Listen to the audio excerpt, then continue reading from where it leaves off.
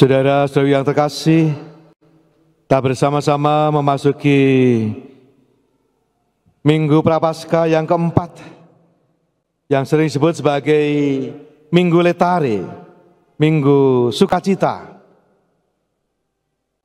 Kita bersama-sama melalui 4 minggu dan kita akan masuki paruh akhir dari masa Prapaskah kita yang semakin mendekati puncak perayaan iman kita dalam merenungkan dan merayakan misteri wafat dan kebangkitan Kristus. Disebut Minggu Letare, bersukacita.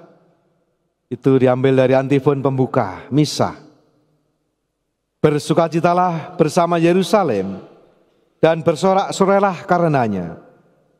Semua para pencintanya, bergilanglah ria bersama dia, kalian yang dahulu berkabung karenanya. Semangat itulah yang ingin ditumbuhkan di dalam perayaan Minggu Letare ini. Maka dalam warna liturgi juga berubah dari ungu menjadi merah muda atau rose atau pink, antisipasi terhadap sukacita Paskah. Maka dalam tradisi gereja Katolik, dalam liturgi, warna rose atau warna merah muda itu dipakai dalam 2 kesempatan, yaitu Minggu Gaudete, Minggu Advent ketiga, dan Minggu Letare, Minggu Prapaskah yang keempat. Jadi bukan pada bulan Februari tanggal 14, itu untuk anak-anak muda ya. Jadi kalau Romo pakai warna kasula rose atau merah muda, itu ingin memelihara tradisi gereja. Jadi bukan nanti zaman sekarang mudah viral ya. Kalau foto-foto video, wah romonya ngaco ini. Pakai baju keganjenan ini, rose itu. Anda mainnya kurang jauh, bacaannya kurang banyak. Supaya tahu ini. Jadi kalau belum tahu saya kasih tahu. Ini bagian dari tradisi liturgi gereja. Maka kurnya pakai pink ya bagus, menyesuaikan. Mereka sudah tahu berarti ya. Inilah bagian dari tradisi kita. Dan pada Minggu Letare sering disebut juga Minggu Bunda, menghormati ibu kita masing-masing, juga Bunda Gereja, juga Bunda Maria, Bunda kita. Bunda Gereja yang melahirkan kita semua sebagai anak-anaknya. Maka tradisinya adalah selalu tradisi ziarah ke gereja Indo dari keuskupan masing-masing, yaitu gereja katedral sebagai gereja Indo dari setiap keuskupan. Dan juga kesempatan memberikan penghormatan kepada ibu kita masing-masing, juga pada Bunda Maria dan Bunda Gereja.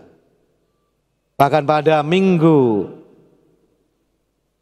Prapaskah yang keempat ini, bagi mereka yang suka bikin kue, suka masak, ada menu khusus. Menu khususnya adalah roti simnel. Anda boleh googling nanti ya, boleh browsing. Boleh coba-coba, ada resepnya, lengkap. Nah kalau dalam masa biasa, roti itu isinya daging, karena masa Prapaskah maka isinya diganti dengan buah-buahan. Tradisi, silakan coba ya, Anda boleh browsing. Kalau berhasil dan enak, ya boleh dikirim ke pastoran. Kalau ada rotinya, kita punya banyak tradisi. Tradisi yang baik, yang perlu kita ketahui dan kita jaga, terutama adalah semangatnya. Kita memasuki sudah lewat dari paruh Prapaskah kita menghayatinya dalam masa pertobatan ini dengan sukacita, dengan kegembiraan, bukan dengan ketakutan, bukan dengan keterpaksaan, tapi dengan kegembiraan.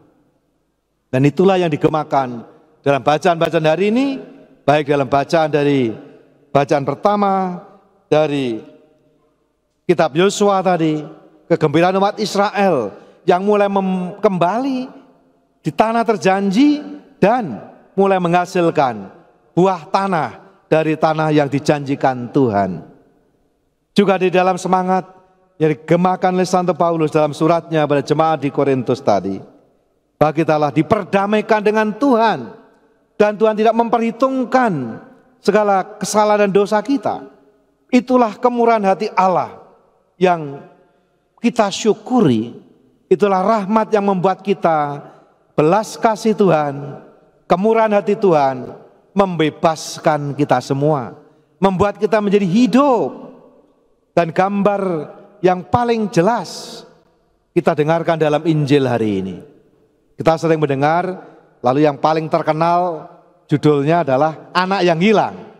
Tapi sebenarnya nggak tepat itu. Karena yang paling tepat justru Bapa yang murah hati, Bapa yang berbelas kasih. Itu judul yang tepat. Karena kisah itu menggambarkan bukan tentang anak yang hilang ini, tapi pertama-tama bagaimana Allah ditampilkan, wajah Allah ditampilkan sebagai Bapa yang murah hati, Bapa yang berbelas kasih. Dan salah seorang pelukis terkenal, Rembrandt, itu di altar Yosef itu ada gambarnya itu. Ya kita buat replika gede itu di altar Yosef itu gambar Rembrandt. Bapa yang memeluk anak yang datang kembali kepadanya, anak yang berlutut dengan baju yang compang-camping, baju yang lusuh, dan yang secara istimewa mau digambarkan. Nanti boleh browsing, boleh lihat di nanti kalau udah pulang ya. Bagaimana tangan Bapa itu yang memeluk, merangkul anak yang datang, anak yang hilang itu. Tangannya ternyata berbeda. Yang satu tangan yang kokoh, kuat, dan tangan yang lembut. Sisi kebapaan sekaligus sisi keibuan Allah. Allah yang Maha Rahim, yang punya rahim kan para perempuan ya, para ibu. Menggambarkan kasih sayang, kelembutan hati Allah. Digambarkan secara bersama. Dan itulah wajah gambar Allah yang ditampilkan, ditangkap oleh Rembrandt dengan lukisan yang terkenal itu. Lukas secara istimewa memang dikenal sebagai Injil belas kasih. Pada disitulah di mata Lukas, Yesus ditampilkan sebagai pribadi yang merupakan cermin wajah belas kasih Allah yang tiada batas. Ditampilkan Allah yang meretas jalan baru, harapan baru, yang membawa kehidupan yang baru, membawa harapan baru, membawa sukacita. Injil Lukas dikenal sebagai Injil belas kasih karena ia menaruh perhatian dan kisah-kisah istimewa para pendosa, para miskin bapa, kaum perempuan dan anak-anak, kaum terbuang dan terpinggirkan, bangsa-bangsa bukan Yahudi. Semua ditampilkan, semua diberi kesempatan untuk mengalami perjumpaan pribadi dengan Yesus. Dan setelah istimewa, wajah belas kasih Allah itu ditampilkan dalam 3 perumpamaan berturut-turut. Dan yang kita dengarkan hari ini adalah yang terakhir. Yang pertama adalah domba yang hilang. Yang kedua, dirham yang hilang, yang ditemukan kembali. Dan yang ketiga adalah anak yang hilang ini. Kisah ini ditampilkan merespon tanggapan orang-orang Farisi ahli Taurat yang justru mencela, mengkritik Yesus yang dekat, mendekati, bahkan makan bersama dengan orang berdosa dan pemungut cukai. Bagi orang sejamannya, dan ini wajar, umum ya, banyak orang lo bersikap yang sama. Kalau ada jadi orang baik itu, jangan ikut-ikut sama orang yang jelek-jelek ini. Nanti ketularan. Nah, berarti Anda belum baik. Oh, masih takut ketularan. Justru Anda menjadi orang baik adalah kalau membuat orang yang buruk, yang jelek, yang berdosa ini balik jadi baik. Lah, itu baru Anda orang baik. Kalau Anda orang baik tapi dengan menyingkirkan yang lain, belum orang baik. Memang menjadi orang baik saja susah. Apalagi ya, kita hari ini diajak tidak menjadi orang yang baik. Digambarkan anak yang sulung. Tapi orang yang memiliki hati yang berbelas kasih seperti Bapa yang digambarkan dalam Injil itu. Itulah jalan kesempurnaan kasih yang kita ikuti. Jadi menjadi murid Yesus bukan sekedar menjadi orang yang baik-baik. Tentu saja menjadi orang yang baik-baik. Tapi lebih daripada itu, kita diajak untuk belajar memiliki hati seperti Allah yang digambarkan Bapa yang berbelas kasih itu. Itulah jalan kita. Jadi sekali lagi, Yesus menunjukkan pada kita semua, menjadi pengikutnya dia cukup hanya menjadi orang yang baik-baik. Ya itu sudah susah sama sekarang ya. Menjadi orang baik, benar, jujur itu sudah susah.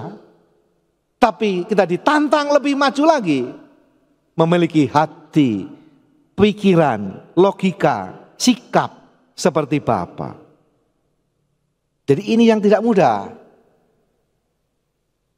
Ini mistermin untuk kita semua.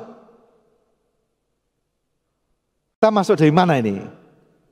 Ini bukan untuk menghakimi, bukan. Lihat, Anda masuk di mana itu? Anda masuk pada anak sulung yang baik-baik, tapi melakukannya dengan terpaksa, takut. Anda menjadi anak bungsu yang menjauh, hilang. Ya kalau hilang, kembali.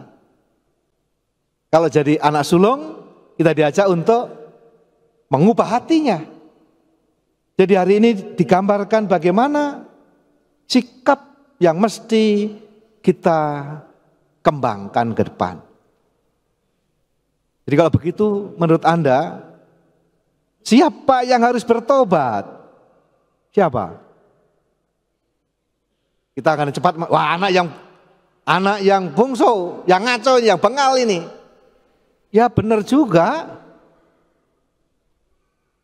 Tapi kalau Anda murid Yesus, Anda sampai pada anak yang sulung juga harus bertobat.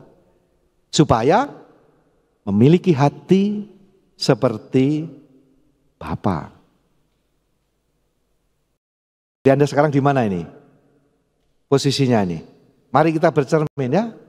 Kalau Anda posisi anak hilang, yang menjauh dari Tuhan, saatnya Anda balik. Ingat lagi belas kasih Tuhan, rahmatnya, dan akan kembali kepada Bapa. Itu yang dimaksud. Kalau Anda ada anak bungsu. Kalau anak sekarang ini Anda berposisi sebagai orang baik-baik, seperti anak yang sulung, tetap perlu bertobat. Dari sikap menutup diri, dari sikap di mana kita tidak memberi ruang, peluang kepada mereka yang dianggap berdosa untuk juga kembali.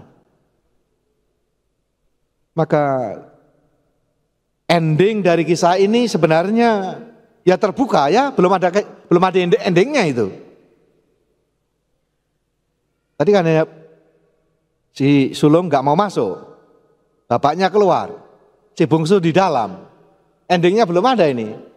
Kira-kira menurut Anda ending seperti apa yang sebaiknya ini? Kira-kira endingnya ini. Ya, ending pertama adalah si sulung tetap mogok nggak mau masuk. Ya bisa. Atau opsi yang kedua, si sulung masuk tapi tetap kesel dan marah-marah itu. Bisa. Ya dia tidak menikmati kegembiraan itu, tetap marah-marah itu. Atau mungkin opsi yang ketiga, si bungsu tahu diri lalu keluar. Dan setelah itu si sulung baru mau masuk. dan si bungsu tetap di luar, tahu diri. Bisa kan? Ada juga opsi yang lain, si bungsu keluar karena tahu diri, lalu ketika yang masuk dengan gembira dan sukacita. Nah, itu harapannya. Itu harapannya. Menjadi happy ending. Dan itulah sukacita Bapa. Tidak ada yang dikecualikan. Seringkali kita menjadi marah seperti anak sulung melihat yang berdosa itu mendapatkan pengampunan dan hidup kembali, dapat kesempatan baru. Pertanyaannya, pernahkah Anda menempatkan diri kalau yang bungsu itu Anda? Kalau yang bungsu itu Anda, bagaimana? Kita secara otomatis menempatkan saya yang sulung, ya coba jujur aja. Anda membaca kisah itu, Anda menempatkan di mana? Mesti Anda sebagai yang sulung. Wah, ini nggak benar nih, marah-marah. Bagaimana kalau yang bungsu itu Anda? Apakah yang bungsu ini tidak punya harapan untuk menjadi lebih baik, hidup kembali? Itulah belas kasih Allah yang memungkinkan kita untuk hidup kembali, menjadi manusia-manusia baru seperti kata Santo Paulus. Dan inilah warta gembira kita, bahwa Yesus menampilkan wajah belas kasih Allah. Dan kalau ditanya, Paus Fransiskus ditanya itu dalam membuka jubileum luar biasa belas kasih, beliau mengatakan bahwa nama dari Allah kita adalah belas kasih. Itulah wajah Allah yang kita imani, yang kita ikuti. Dan karena itu kita diajak untuk menjadi pewarta-pewarta belas kasih Allah ini, menjadi tanda belas kasih di tengah dunia ini, yang ikut serta membuka harapan baru. Dan semoga kita semua boleh mengalami sebagaimana Porta Sancta dibukakan lebar, pintu kerahman belas kasih Allah terbuka selalu. Paus berkali-kali mengatakan Tuhan tidak pernah lelah mengampuni dan berbelas kasih kepada kita. Kita saja yang takut, kita saja yang malas, kita saja yang malu, atau bahkan yang paling buruk, kita yang tidak peduli. Jangan pernah kita merasa dosaku terlalu besar sehingga nggak mungkin diampuni. Yang dibutuhkan adalah Anda datang seperti anak yang hilang, menyadari keadaannya, lalu datang kepada Bapa. Bapa, aku telah berdosa terhadap Bapa dalam surga. Langkah itulah yang perlu. Dan hari-hari ke depan ini saya kira di banyak gereja, paroki-paroki disediakan layanan sakramen tobat. Moga-moga ini kesempatan kita semua digunakan secara istimewa untuk memohon dan mengalami belas kasih Tuhan.